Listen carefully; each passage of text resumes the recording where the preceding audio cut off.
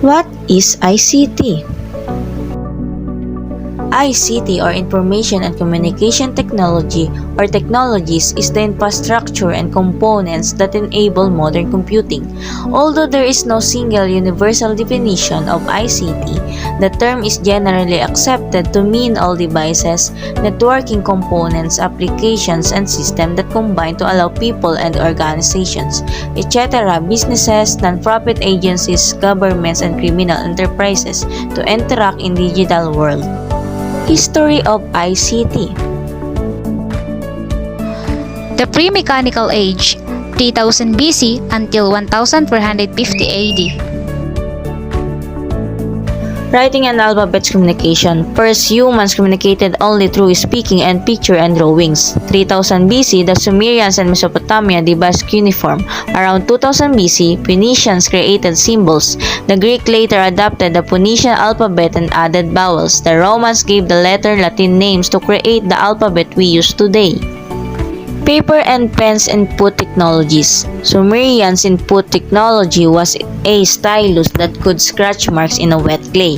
About 2600 BC, the Egyptians write on the papyrus plant around 100 AD. The Chinese made paper from rugs, on which modern-day paper making is based.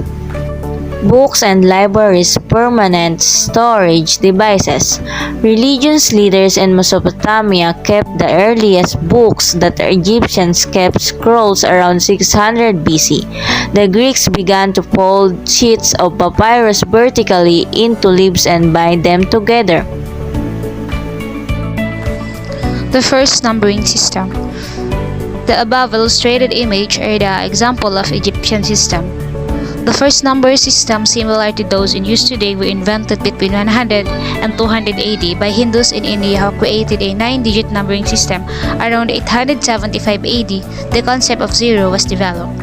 The first tool created specifically for use in mathematical computation was the abacus, likely invented in Sumeria around 2500 BC.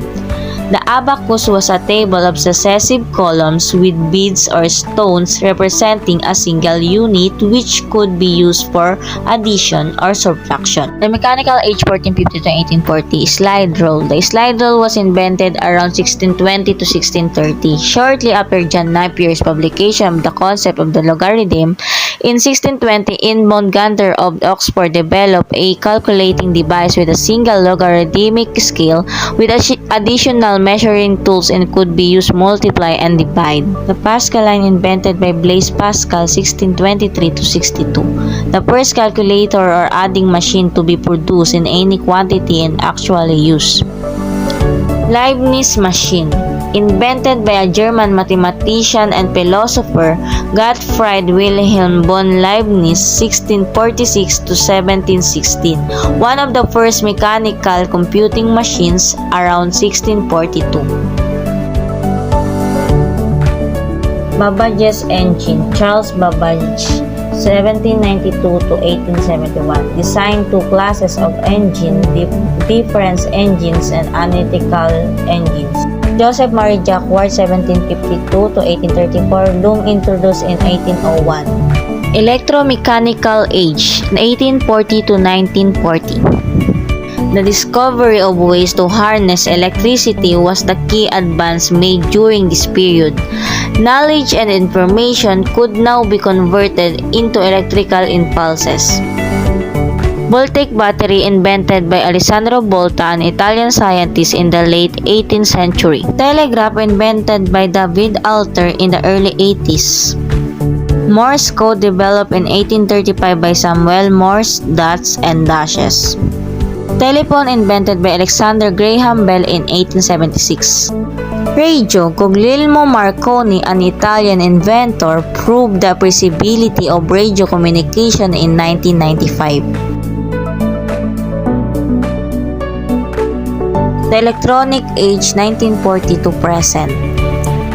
Electronic vacuum tubes. Early 1940s developers John Mauchly, a physicist, and J. Prosper Eckert.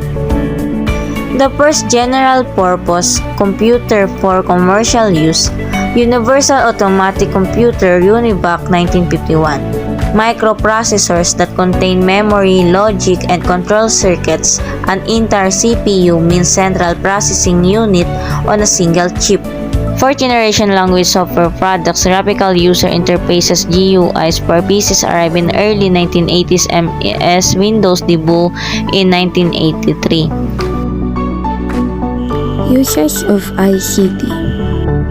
In science, computers can be used by the scientists by collecting and analyzing data. It also plays a vital role in operating and advancement of technology, innovating and experimenting. In education, we can learn and study through the use of computers, mobile phones, tablet, and other use of technology. ICT makes a business more efficient, effective, and promptly respond to customers' needs. ICT can assist business activities including design, manufacturing, R&D, distribution, and sales feedback. ICT increase agricultural productivity and strengthening the agricultural sector, include timely and updated information on agriculture-related issues such as new varieties release, emergence of new threats such as diseases, weather forecast, pricing control, warning alerts, and etc. In health and medicine, expert uses an advanced technology for research, medical advancement, and for faster diagnosis of patients' illness. Also, computers can help the doctors for easier transaction of medical records. In economic, the use of ICTs can make an entire nation more efficient. The production sector becomes efficient as the labor force comprised of human activity complemented by technology becomes faster and longer and much more diligent than a solely human staff.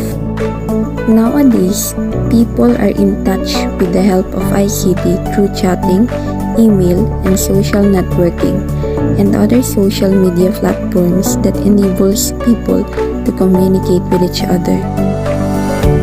ICT pervades all aspects of life, enabling people to interact, network, seek assistance, gain to access information, learn in new, better, and faster ways. Aside from its presence, information and communication technology has enormous economic significance.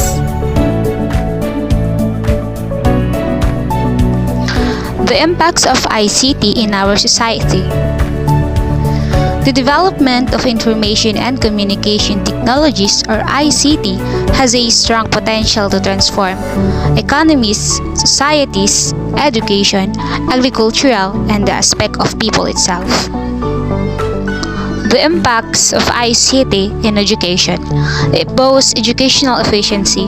It helps literacy movement and broadens the scope of education by enabling mobile learners and inclusive education. It makes research and scholarly communication easier. The impact of ICT in its potential in the sphere of education is significant by engaging into a digital world. It has a beneficial and positive impact on all educational stakeholders. The impact of ICT on economical development. Over the last decade, ICT has emerged as a crucial engine of economic growth. The fast spread of the internet, mobile phones, and broadband network all show how prevalent this technology has grown. Adoption of new technology is directly related to economic growth, as long as the technology has advanced sufficiently to build a large enough minimum threshold of consumers who regard this technology as a fundamental component of their pyramid of needs. Complex distribution systems are one of the primary problems in agricultural production. Farmers are not kept up to speed on commodity pricing, the best place to market their inputs, and consumer trends. For optimal profit, ICT offers the huge potential to broaden farmers' marketing horizon directly to consumer or the other relevant users. It empowers people to share knowledge and advice instantaneously and allowing us to communicate at any time, anywhere we are.